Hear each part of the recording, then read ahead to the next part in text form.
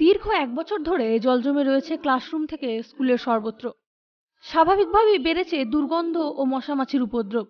বাথরুমেও জল থই থই অবস্থা। এই চূড়ান্ত অস্বাস্থ্যকর পরিবেশেই জোর করে চলছে ক্লাস, চলছে মিড ডে মিলের খাওয়া দাওয়াও। কিন্তু এভাবে চলতে থাকলে তো অসুস্থ হয়ে পড়বে বাচ্চারা। বিষয়টি নিয়ে বহুবার ঊর্ধ্বতন কর্তৃপক্ষে জানিয়েও কোনো লাভ হয়নি, বলছেন শিক্ষক শিক্ষিকারা।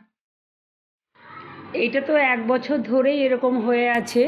আমরা বিভিন্ন দপ্তরে চিঠি করেছি, সেই চিঠির তো কোনো রেসপন্স পাওয়া যায়নি, একই অবস্থা হয়ে রয়েছে। ইতিমধ্যে হাই স্কুল থেকে তো আমাদের 6 মাসের জন্য সময় দিয়েছে, আগস্ট মাস। সেটা সারানো হোক আর না হোক সেটা চিঠিতে কিছু উল্লেখ নেই। আমাদেরকে নেমে যেতে বলেছে, এবারে আমরা নেমে কোথায় যাব? তারপরে তো 3টে ক্লাস নিচে আছে দেখলাম, 3টে না 4টে। হ্যাঁ, একটা ক্লাস নিচে আমরা করতে পারছি, আর তো অন্যগুলো করতে পারছি না, জলে তো থই থই করছে। আর ভীষণই দুর্গন্ধ, পচা মশাওয়ালা হয়ে যাচ্ছে। আর উপরে আমরা যে ক্লাস করছি সেটা তো নেমে আসলে আর এখন আমরা কি করব। আর এখন যা অবস্থা হয়ে আছে নিচে, একটা বাচ্চারও আর টয়লেটে যাওয়ার মতো নেই। আমরা গার্জেন কল করেছি, তাদের মিটিং করেছি, সব জায়গায় জানিয়েছি। এবার দেখা যাক এই 6 মাসের মধ্যে কি হয়। 1 বছর ধরে এটা হয়ে আছে। 1 বছর ধরে এটা হয়ে আছে। অভিভাবকদেরও একই বক্তব্য। একাধিকবার প্রশাসনের দৃষ্টি আকর্ষণ করেও এই সমস্যার সমাধান হয়নি।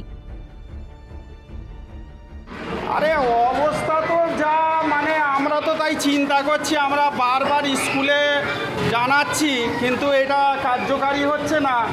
এই এত নোংরা, গ্যাস, গন্ধ, মশা, মাছি, আর এইভাবে কি ছেলেরা এসে স্কুলে পড়াশোনা করতে পারে? একটা টয়লেট আছে দেখুন, টয়লেটে কেউ যেতে পারছে না, টয়লেট পর্যন্ত পুরো ভর্তি।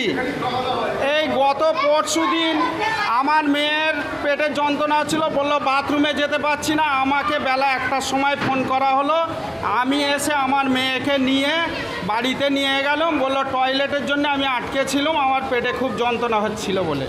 তবে এখন পর্যন্ত আমি বলতে চাই যে এইরকম পরিবেশে কি স্কুল একটা সম্ভব?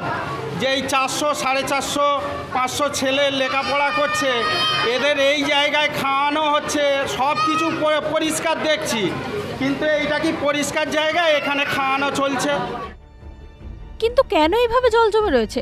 প্রশাসনের এই উদাসীনতারই বা কারণ কি?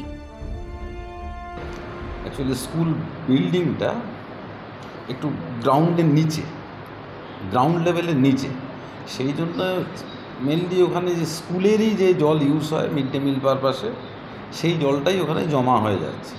তো আমরা ডোমজুড়ের বিডিওর সঙ্গে কথা বলেছি, উনি অলরেডি ওখানের যে ফিল্ড ইঞ্জিনিয়ার আছেন তাকে দিয়ে ভিজিটও করিয়েছেন যে ড্রেনেজ সিস্টেম বা বেশ জটিল বিষয় আছে, যে সিম্পল একটা ড্রেনেজ সিস্টেম করে দিলে যে জলটা পাস করে যাবে বিষয়টা এরকম নয়, এমন নয়। সেই জন্যই হয়তো একটু দেরি হচ্ছে, যেটা আমাকে ডোমজুড়ের বিডিও ম্যাডাম জানালেন যে ওখানে আর কিছু টোক চেম্বার করে কিছু ব্যবস্থা করা যায় কি না সেটা ওরা গুরুত্ব দিয়ে দেখছে, এবং আমিও বলেওছি যে খুব দ্রুত একটা ব্যবস্থা নিতে। জমা জলে পড়ে গিয়ে একাধিক দুর্ঘটনাও ঘটে গিয়েছে ইতিমধ্যেই, তাতেও টনক নড়েনি প্রশাসনের। সকলেই চাইছেন বাচ্চাদের পড়াশোনার কথা ভেবে যত দ্রুত সম্ভব এই সমস্যার সমাধান হোক। ইটিভি ভারত, হাওড়া।